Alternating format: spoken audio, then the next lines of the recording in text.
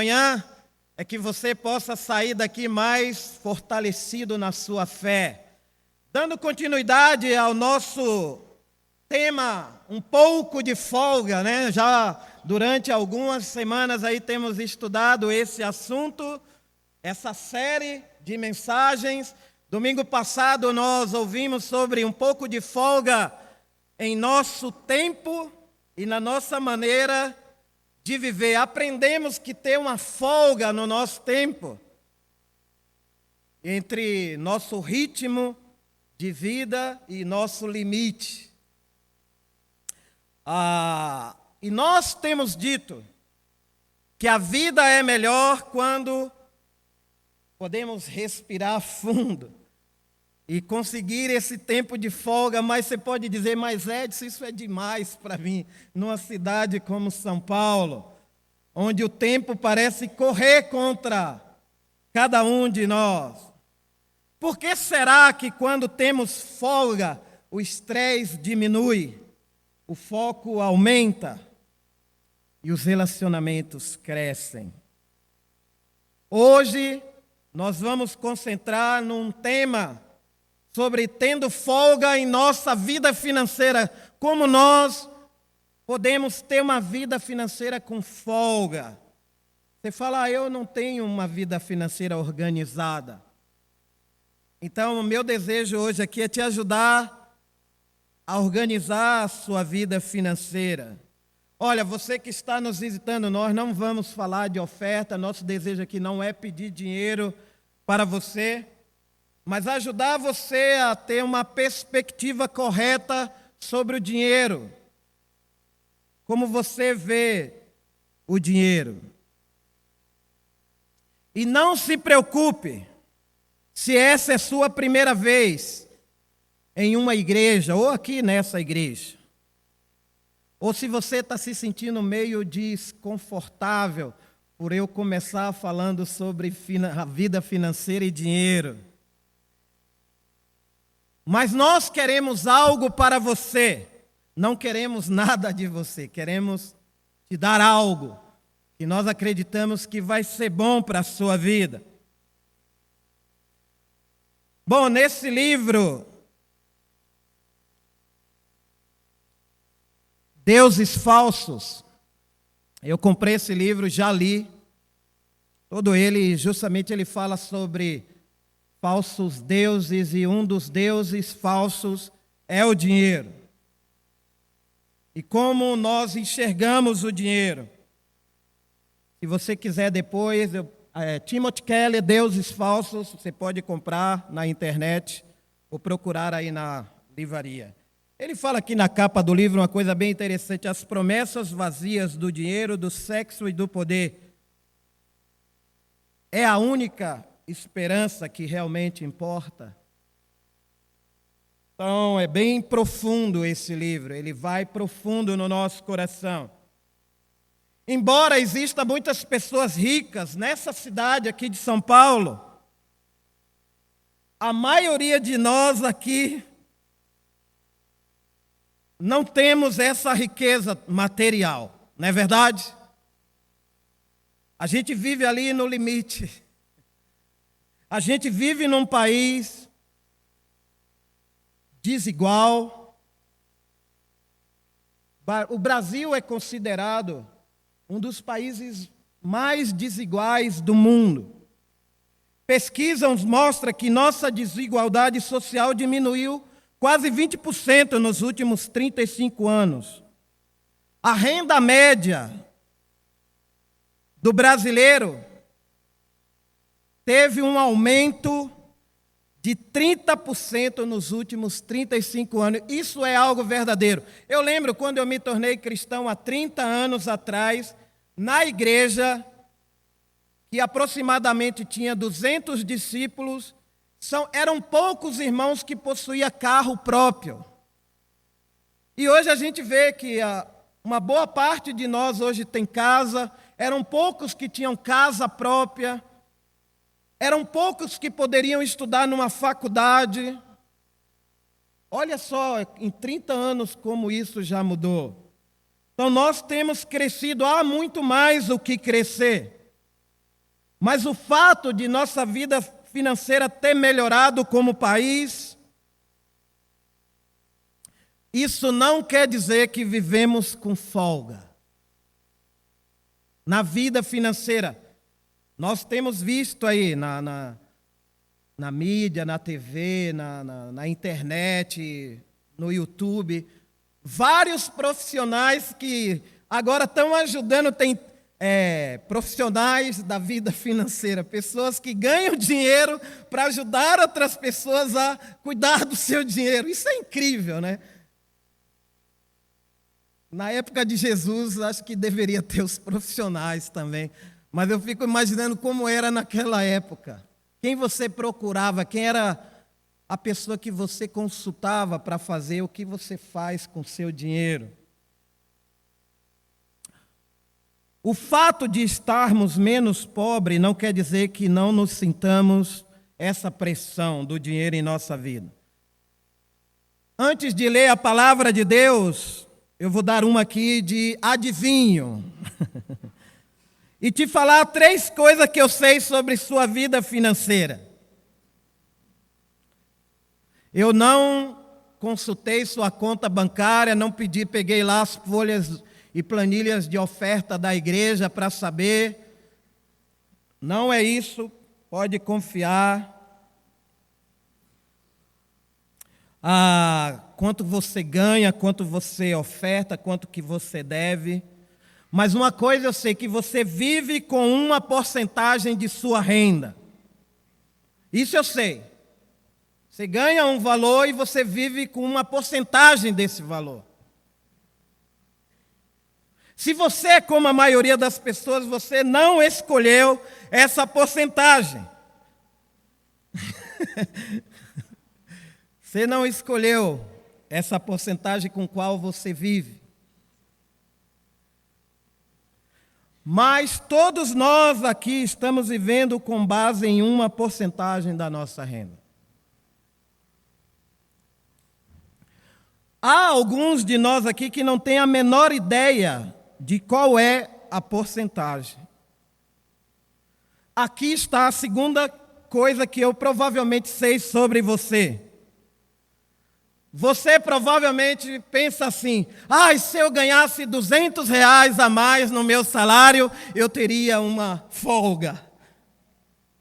Se eu ganhasse mais R$500 no meu salário, eu teria uma folga.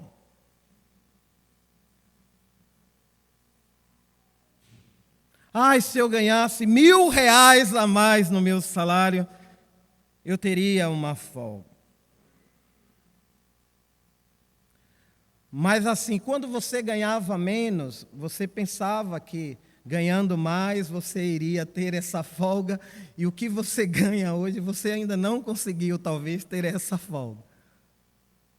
Eu lembro meu primeiro emprego aqui em São Paulo. No primeiro dia de receber o salário lá, eu fiquei tão contente. Eu falava com dinheiro. Talvez você é dessas pessoas que fala com dinheiro. Você fala com ele antes de receber ele. Se eu pegasse uma nota de R$100 aqui, jogasse aqui nesse púlpito aqui, talvez você olharia mais para a nota de R$100 do que para mim. Lembra do Tudo por Dinheiro, do Silvio Santos, lá, aviãozinho de grana?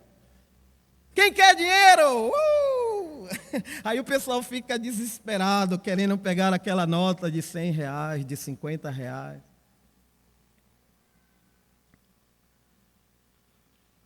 Então, não é isso que traz folga, às vezes, à nossa vida financeira. É bom ganhar mais, claro, lutar para crescer. E aí você começa a achar que para você ter essa folga financeira, você precisa trabalhar mais, você precisa se esforçar mais. E o Héctor falou no domingo passado sobre tempo, que as pessoas, por causa de dedicar tanto tempo para o trabalho, para ganhar dinheiro, para pagar a conta, ela negligencia a vida espiritual. E às vezes, esse ganho a mais em vez de ajudar cada um de nós, tem um efeito destruidor em nós. Que a gente não fica mais feliz, a gente não se sente mais seguro, porque a gente se dedicou e se estressou e deu tempos que talvez seriam muito mais valiosos, que a gente poderia empregar, mas a gente empregou naquilo.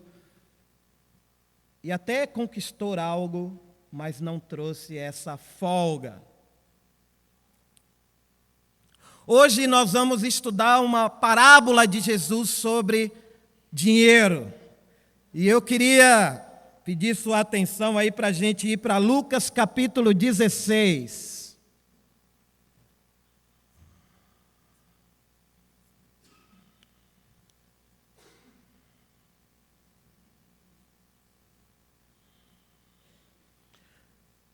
Eu vou ler a parte que a gente vai estudar juntos hoje de manhã, porque Jesus é o maior consultor de vida financeira do mundo. Eu acredito, ele sabe onde é melhor a gente poder investir nosso dinheiro. Se você tem dúvidas sobre isso, eu quero chamar a sua atenção para o que ele vai falar sobre esse assunto aqui hoje de manhã. Em Lucas 16, versículo 1. Jesus disse aos seus discípulos: havia um homem rico que tinha um administrador que cuidava dos seus bens. Foram dizer a esse homem que o administrador estava desperdiçando o dinheiro dele. Quando entramos na história de Jesus, na qual é verdadeira o que ele conta, que Jesus aqui, se você for ler capítulo 15, ele fala da ovelha perdida, da moeda perdida e do filho perdido. E quem era esse público que estava ouvindo Jesus? Aqui em Lucas 16 fala que ele fala aos discípulos, mas em Lucas 15 tem mais gente lá. E eu queria chamar essa atenção. Você não precisa ir lá, mas eu vou dizer para você quem que estava lá com Jesus. Lucas 15, versículo 1. Certa ocasião, muitos cobradores de impostos e outras pessoas de má fama chegaram perto de Jesus para ouvir. Os fariseus e os mestres da lei criticavam Jesus, dizendo: este homem se mistura com gente de má fama e toma refeições com ele. Esse é o público que está ouvindo a parábola do administrador desonesto. E nós precisamos tirar lições aqui dessa parábola de Jesus para nossas vidas hoje. O que Jesus está dizendo é que cada um de nós aqui, queira ou não, administramos algo. Somos administradores. O que está implícito aqui é isso.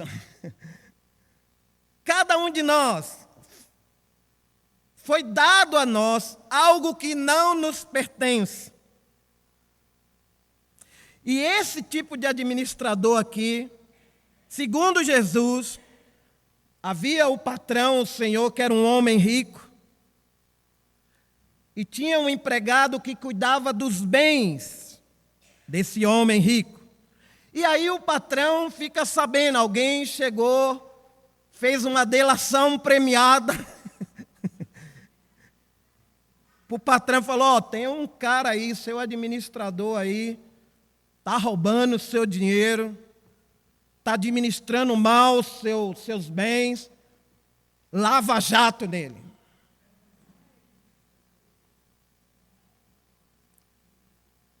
O cara é esperto. Imagina um cara que administra as riquezas. É um cara esperto para estar nessa posição.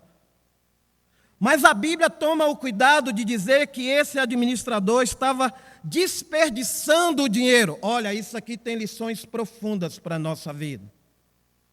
Desperdiçar quer dizer tratar com relapso. E nós podemos estar desperdiçando nossa vida também. Nessa área, desperdiçando dinheiro com coisas que, aos olhos de Deus, não é correto a gente fazer. Esse administrador devia ter a confiança dos caras mais ricos daquela cidade. Vamos entrar na história de Jesus. Olha o público dele: cobrador de impostos, fariseus, os caras da alta sociedade e os discípulos lá também, e o povo também, né? O povo que não tem nada, que é o ouvinte lá da parábola. E esse homem recebeu o privilégio de administrar as colheitas, a terra, os ganhos daquele patrão. Ele era um homem responsável dos bens do seu patrão. E ele foi acusado, como a gente vê, de não administrar bem. Ele estava fazendo algo injusto. Talvez ele estava pegando a grana do patrão, a casa, sei lá, fazendo festa de arromba e contratando as melhores bandas, sei lá o que ele estava fazendo, chamando pessoas para curtir a casa. E o patrão não estava presente, e ele é assim, né? De que quando o patrão sai, o que acontece? Os empregados fazem a festa, né? Mas o patrão chegou, todo mundo fica só pianinho ali. Tinha um patrão meu que ele falava assim: um bons olhos do patrão é que engorda a boiada.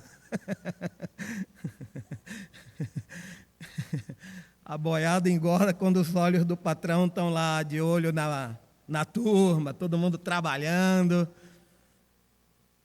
Mas Deus não é assim. Deus nos dá a liberdade de poder trabalhar, de poder administrar tudo que Ele nos deu. Tudo que nós sabemos é que ele era encarregado do dinheiro do seu mestre, estava desperdiçando. E aí o mestre descobre. Aí no versículo 2, olha aí. Por isso ele o chamou e disse: andei ouvindo umas coisas a respeito de você, agora preste contas da sua administração, porque você não pode mais continuar como meu administrador. Olha isso aqui. Assim como ele foi chamado para prestar contas de sua administração, nós também aqui, todos nós, um dia, seremos chamados por Deus para prestar contas de como estamos administrando os recursos que Deus nos deu, os dons que Ele nos deu. Como é que nós fazemos isso? Precisamos cada um aqui avaliar se estamos administrando bem ou não os dons de Deus.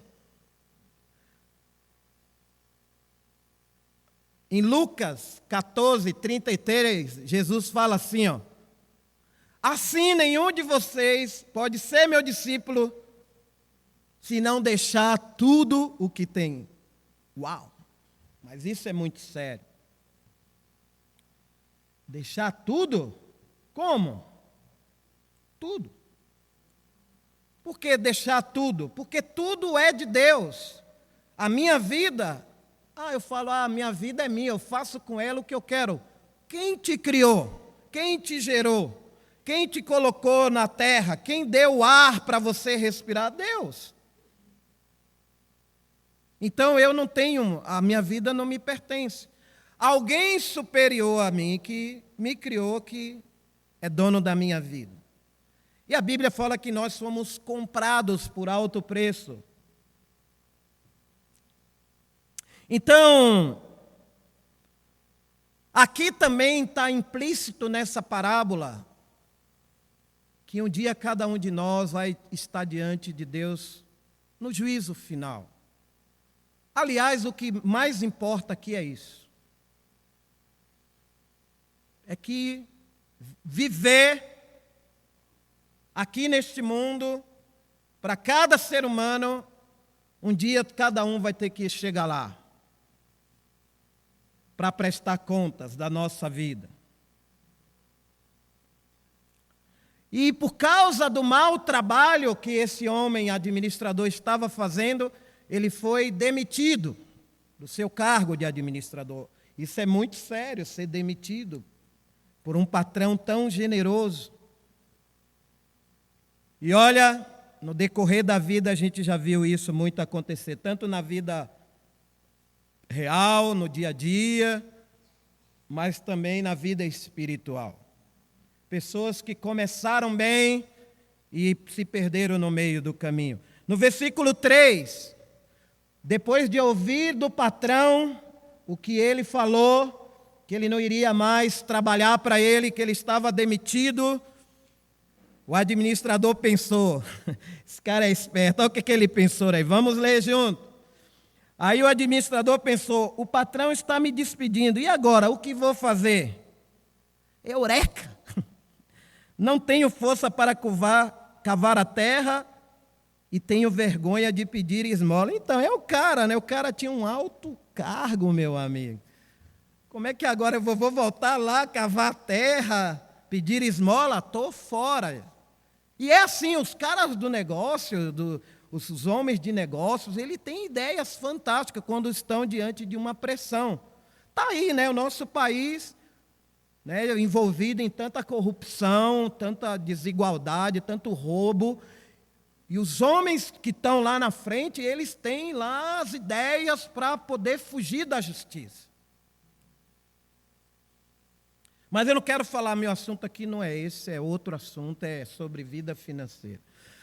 Então, ele teve uma ideia. Ele está com um pepino na mão. Então, o padrão de vida desse homem devia ser um padrão de vida muito alto. E ele está lá pensando, né? Lembra? Pensando no dinheiro, vou perder meu salário, agora como é que eu vou fazer minhas festas? Como é que eu vou fazer minhas viagens? Como é que eu vou comprar minhas roupas? Como é que eu vou pagar a escola dos meus filhos? Se eu vou perder meu emprego? Aí ele tem uma ideia.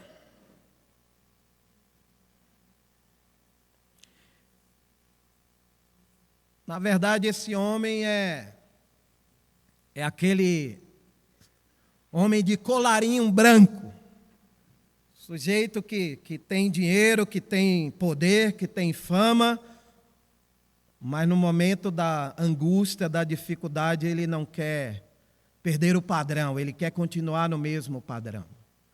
Ele não é humilde para falar, puxa, eu realmente errei. O que eu posso fazer para mudar essa situação? Ele tem ideias. Ele quer manter seu status. Ele não quer um trabalho qualquer. Sabe aquela coisa de não querer um trabalho qualquer? Eu quero o trabalho que eu tenho experiência, que eu estudei.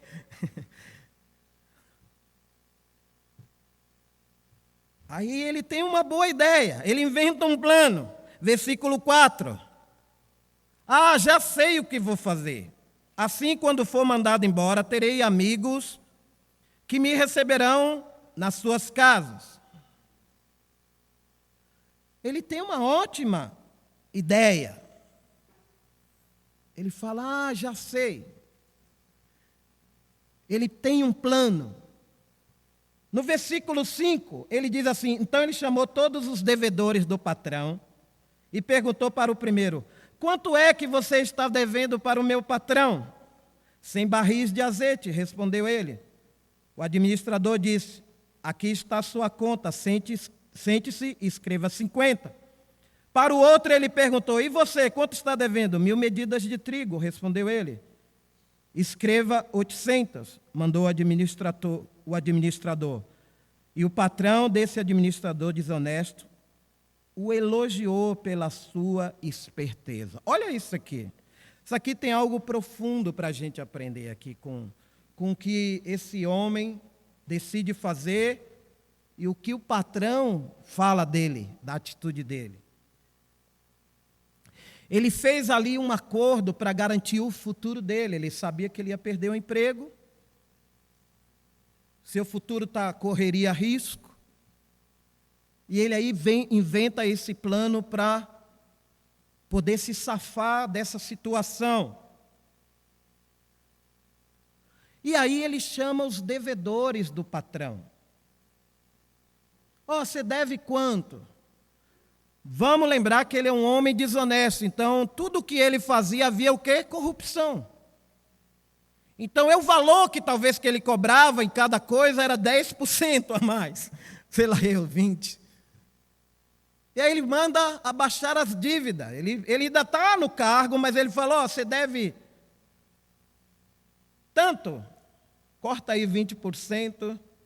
E paga somente. Imagina um negócio desse, você está devendo lá para o seu banco uma quantia exorbitante, aí o gerente do banco te liga e fala, você deve aqui X valor, corta aí 20%, sua dívida vai ter perdoado.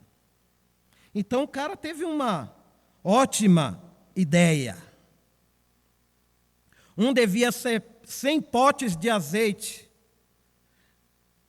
Segundo os estudiosos, isso equivalia a 3 anos de salário de um trabalhador. Em vez de 100, escreva 50 potes. Ele corta praticamente pela metade. Aí ele vai para o segundo devedor. Quanto você deve?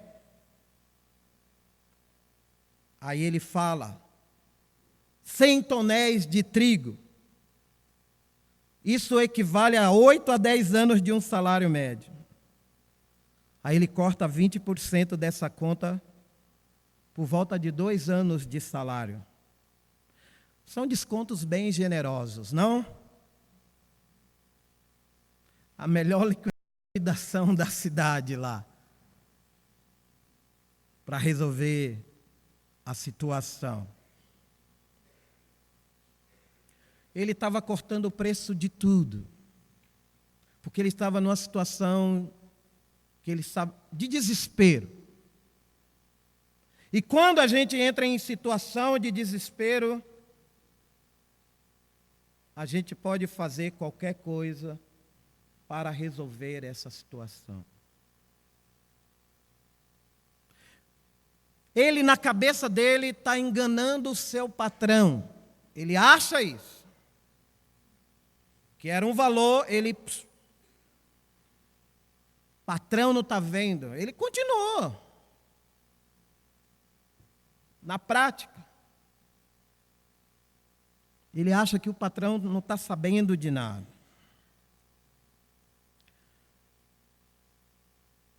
E é assim na nossa vida. Às vezes, na nossa vida espiritual, no nosso relacionamento com Deus, nós podemos também, assim como esse homem, entrar em desespero e fazer coisas que Deus não se agrada. E na nossa mente achar que isso está certo.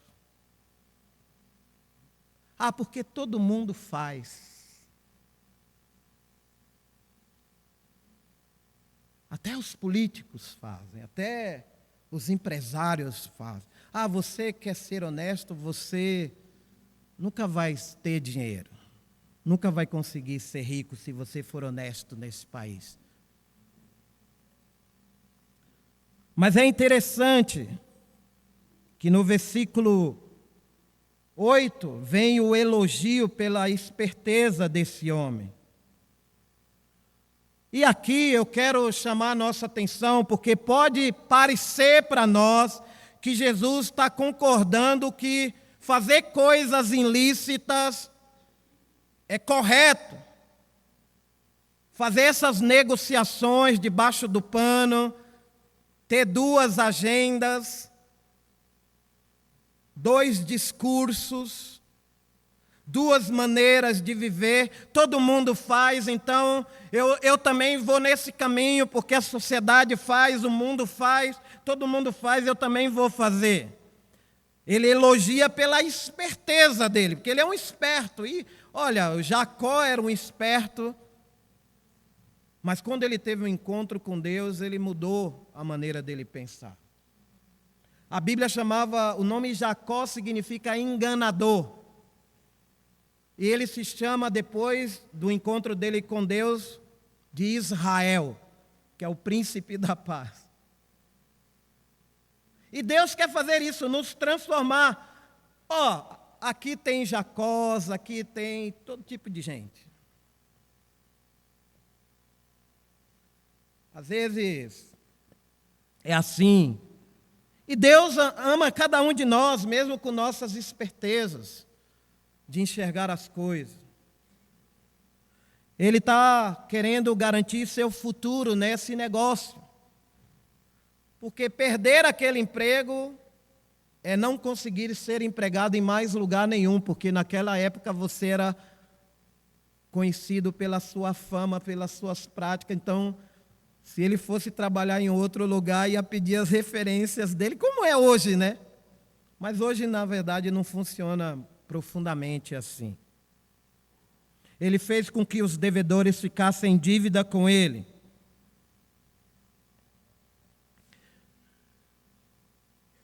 E o administrador acha que está o patrão também sendo enganado por ele. Mas não é isso que a gente vai ver aqui, o que Jesus fala. O mestre diz: o que você fez foi horrível. Mas eu confesso que eu estou impressionado com sua esperteza. Mas, irmãos, aqui eu estou falando isso aqui para você hoje de manhã, mas eu queria fazer um ponto aqui, para que a nossa consciência esteja em paz. O que está acontecendo aqui é que Jesus usa até um mau exemplo para ensinar algo bom para nós. É um homem esperto que está vivendo de forma injusta, relapsa com os bens que Deus deu para ele. E o que nós podemos tirar de bom aqui? No versículo 9, Jesus fala assim, por isso eu digo a vocês, usem as riquezas deste mundo para conseguir amigos, a fim de que quando as riquezas faltarem, eles recebam vocês no lar eterno. Nós recebemos essas riquezas de Deus. E a Bíblia ensina, e Jesus está ensinando, que nós devemos usar a nossa riqueza para fazer o quê? Amigos. Então nós devemos comprar a amizade das pessoas? Não. Todo o dinheiro que você investe, por exemplo, num livro, para você crescer espiritualmente, você está usando as riquezas do mundo para ser mais como Jesus. Todo o dinheiro que você investe para seu filho, sua filha ir para um retiro, um acampamento lá em BH, ou de jovem, você está investindo nas coisas que vão durar para sempre. E o que Jesus está falando para esse administrador e para cada um de nós, porque a gente faz planos para a nossa vida, as pessoas sacrificam muito. As pessoas aqui no mundo sacrificam muito. Eles pensam em detalhes, onde que eu vou passar minhas férias, onde que eu vou colocar meu filho para estudar, que faculdade. A gente fica pesquisando, estudando, avaliando. E não é errado fazer essas coisas, querer crescer, a gente já tem falado sobre isso. Mas a maioria das pessoas resume a vida somente nisso. Eu estava estudando a Bíblia com um homem, uns dias atrás, perguntei para ele, no estudo do discípulo, você quer ser um discípulo? Você quer ser esse homem que a Bíblia está chamando você a ser? Ele falou, eu quero. Eu falei, então qual é a coisa mais difícil que você acha que você tem que largar para seguir Jesus, como a Bíblia está te ensinando? Ele falou, o dinheiro. Falei, mas você tem muito dinheiro? Ele falou, eu não tenho, mas eu quero ter.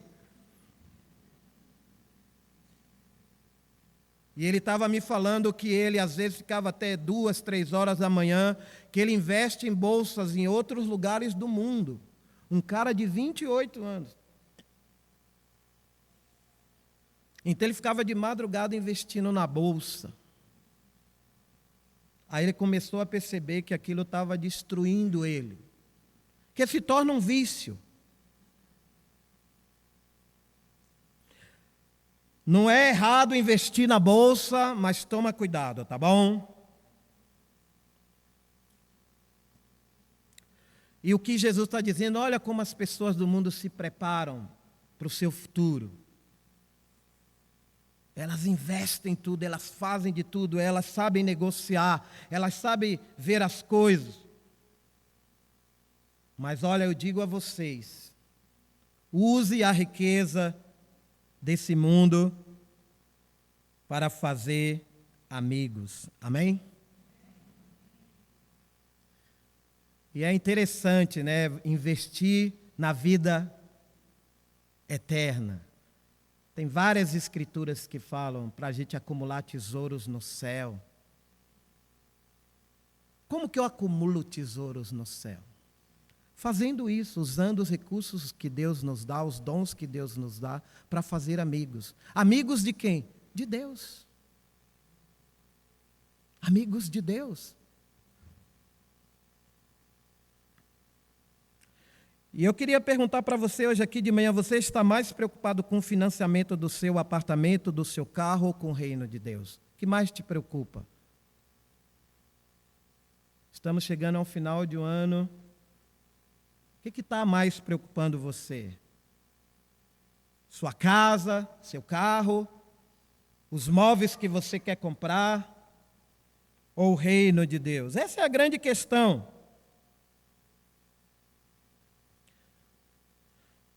Por que, irmãos, é importante a gente aprender a lidar com o dinheiro? No versículo 10 aí, Lucas 16, 10. Vamos ler aí.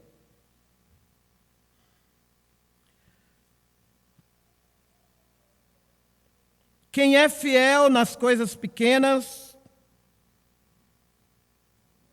também será fiel, também será nas grandes. E quem é desonesto nas coisas pequenas, também será nas grandes. Então, a maneira como... É interessante essa coisa de que quem é fiel nas coisas pequenas. Porque tem a ver com aquilo que a gente falou antes, a gente ganha um salário menor, e aí a gente é fiel quando a gente ganha menos. Agora, se você não é fiel quando você ganha menos, você também não será fiel quando você ganhar mais. E assim envolve várias outras áreas na nossa vida. Se você não é fiel em sua pureza, no seu relacionamento de namoro, não é fiel com seus relacionamentos com irmãos na igreja, você, quando tiver no bem bom, que Deus pode te dar a capacidade de você construir coisas, você também não vai ser fiel. Porque isso é um princípio. A gente tem que ser fiel nas coisas pequenas.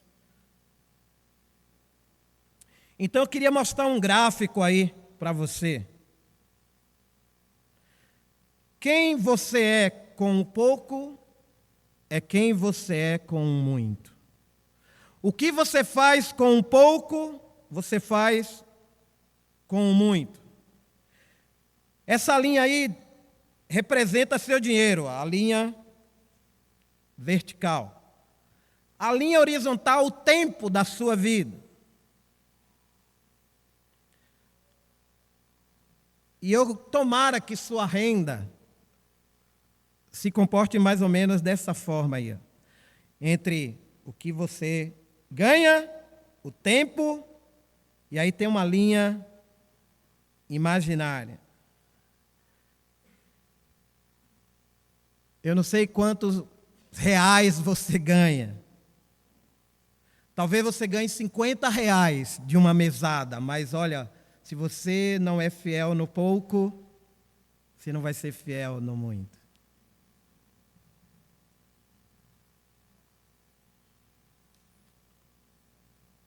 E a gente sabe que aqui no Brasil, isso tem se aplicado até aos mais pobres também. Eu ganho tão pouco. Mas Deus chama todos a administrar bem os recursos que Ele nos dá, tendo pouco ou tendo muito. Eu entendo que talvez algum de nós aqui, a sua renda até diminuiu, você perdeu o seu emprego, você ganhava mais e agora você está ganhando menos. Mas eu queria mostrar uma outra imagem. Em um mundo ideal, como que nós podemos ter um pouco de folga com nossa vida financeira? Porque quando a gente consegue administrar bem nossas finanças, você sente menos ansiedade. Eu vou falar assim, eu me tornei cristão há 30 anos atrás. Quando eu me tornei cristão, eu tinha uma grande dívida com cartão de crédito. Eu achava que eu nunca iria pagar aquela dívida. Falei, eu já deixar caducar aí, que depois de tantos anos, né? Parece que caducava a dívida. Eu já pensava assim, naquela época, 30 anos atrás. Era um solteiro, viajava para vários lugares de forma irresponsável, gastava com roupa, com viagens, com um monte de coisa. Aí, quando eu me tornei cristão, me perguntaram como anda a sua vida financeira. Cara, falei, tem que falar disso. Mais importante não é ser cristão? Mas a gente quer saber para te ajudar. Falei, tá um caos minha vida financeira. Aí o irmão amorosamente pediu para mim fazer, você já fez uma planilha de quanto você ganha e quanto você gasta? Falei, eu nunca nem sei o que é planilha. Aí ele me ajudou. E para eu aprender essa lição de organizar minha vida financeira, eu levei anos, não foi uma semana, um mês.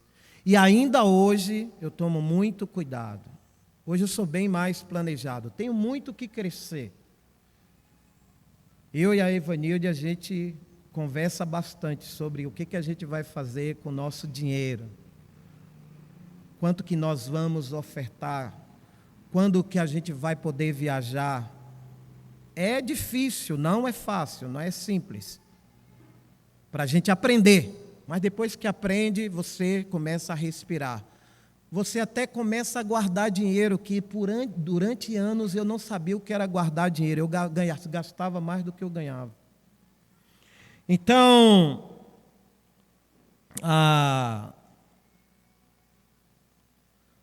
se você é o tipo de pessoa que gasta mais do que você ganha, e você quer ter um pouco de folga, você vai precisar tomar uma decisão de buscar ajuda com outras pessoas que já venceram isso e criar essa convicção na palavra de Deus sobre vida financeira. Cada um de nós aqui é abençoado. É o que Jesus está falando. Se você é fiel nas pequenas coisas, você será nas grandes. E eu quero ser considerado fiel em todas as coisas. Esse é o alvo de Jesus. Mas a gente é pecador. E a gente vai errar várias vezes, mas a gente tem que ter a disposição de sempre mudar. No versículo 11, aí Jesus vem explicar o porquê que a gente precisa ser fiel. Ele não está incentivando a desonestidade quando ele elogia o administrador. Pois se vocês não forem honestos com as riquezas deste mundo, quem vai pôr vocês para tomar conta das riquezas verdadeiras? E se não forem honestos com o que é dos outros, quem lhes dará o que é de vocês? Se você, irmão, amigo, não é fiel como você usa seu dinheiro, que dura apenas nessa vida, quem vai confiar a você as riquezas do céu, as riquezas eternas?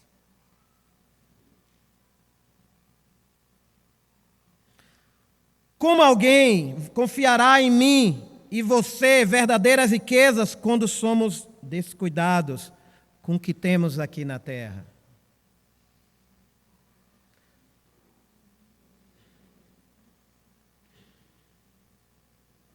Mas, infelizmente, para muitos, a vida se resume só a esse mundo, só o que nós fazemos aqui. Eu li um artigo de um jogador de futebol americano, era um cara bem famoso, muito rico. Tem alguns jogadores de futebol americano que eles chegam num auge de ganhar salários assim, de 6 dígitos, acima de 6 dígitos. São poucas pessoas que ganham salário acima de 6 dígitos, que passa da casa do 1 milhão. E ele fala no artigo que durante a vida inteira dele, ele ouviu dizer que ele deveria chegar ao topo. E ele fez de tudo para chegar ao topo. E quando ele chegou no topo, ele falou: o que tem mais para conquistar? Não tem mais nada. Ele teve que descer do topo e começar novamente. E às vezes a gente acha que é isso, a vida é chegar ao topo. Para Jesus, o topo é o que? É o céu. Agora, a maneira como a gente vive vai definir se a gente vai para o céu ou não. Então, amigos, irmãos, aqui no versículo 13, Jesus vem dar o fechamento da parábola dele. Um escravo não pode servir a 2 donos ao mesmo tempo, pois vai rejeitar um e preferir o outro. Ou será fiel a um e desprezará o outro. Vocês não podem servir a Deus e também servir ao dinheiro. O dinheiro se torna um servo na nossa vida. Então, se você está pensando, não, eu não sou escravo ou escrava do dinheiro.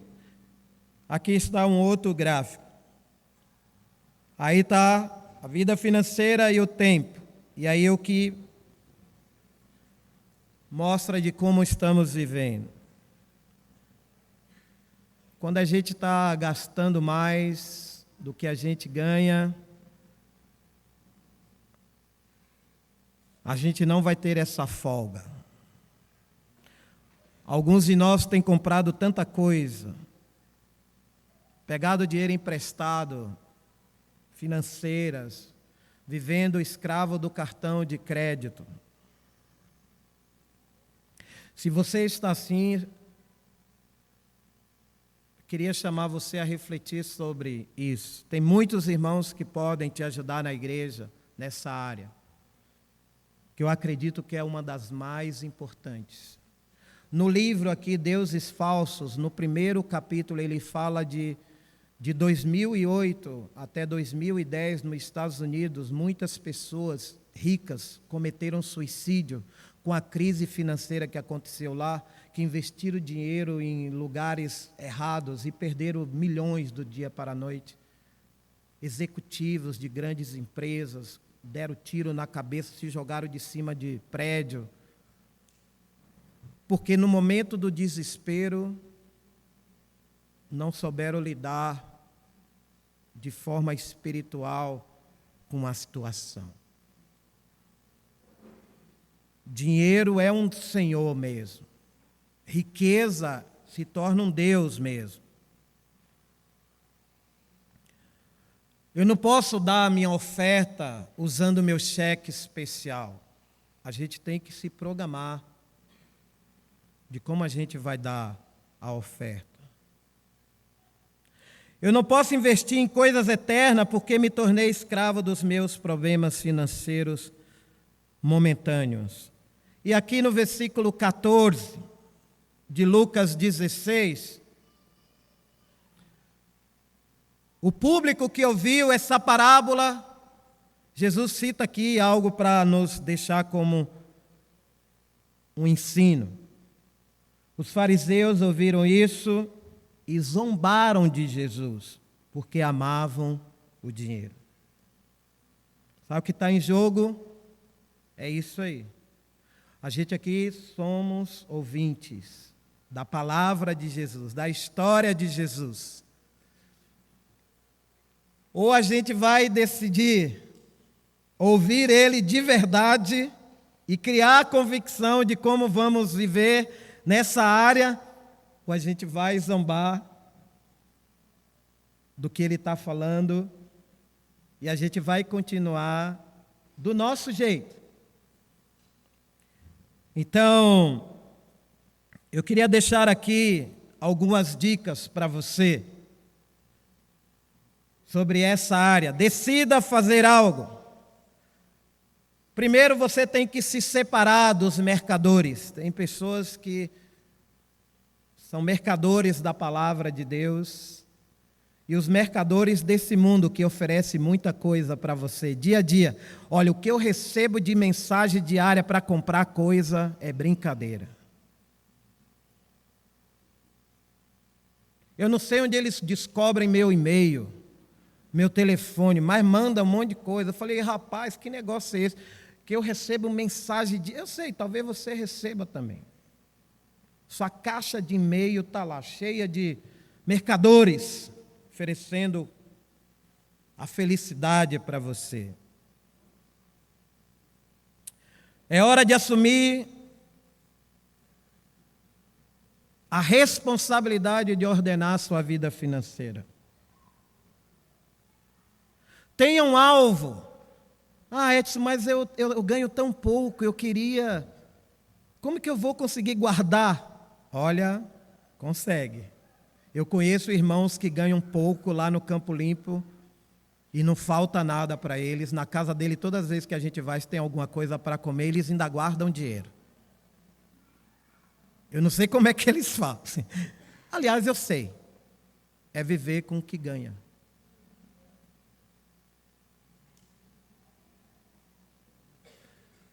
Tenha folga no seu orçamento.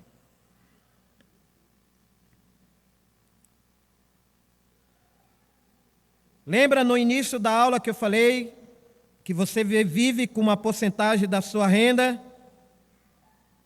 Bem, coloque um alvo de viver gastando menos do que você ganha. Talvez você chegue lá em 10%, 5%, 20%, mas tem um alvo. Investigue seu dinheiro. Anote seus gastos, no que você vai ter uma surpresa quando você começar a anotar cada gasto seu, cada esfirra no bar, cada cafezinho, cada filme na internet, cada coisinha que parece, é só R$3, é só 5. No final do mês, meu amigo, você vai ver essa quantidade, que isso se multiplica. Aí você vai saber onde você está depositando o seu dinheiro, onde que você está gastando mais. Eu confesso que é difícil fazer isso. Mas uma coisa que me ajuda é olhar a minha fatura de cartão de crédito. Porque tudo que eu decido comprar agora é no cartão, porque ali eu sei que ali eu tenho como controlar ali. Todo dia eu dou uma olhada na minha fatura. Que ali revela muito do meu coração. Se eu pedir sua fatura de cartão de crédito, você abriria ela para mim? Você teria coragem de fazer isso? Onde você está gastando? Ou um irmão, uma irmã perguntar para você, posso ver sua fatura? Se você não é um cristão, então encare isso como um conselho financeiro, não é uma ordem, tá bom? Corte gastos. vamos ter um pouco de folga na nossa área financeira, porque a vida é melhor quando temos folga. Amém? Então vamos orar e agradecer a Deus.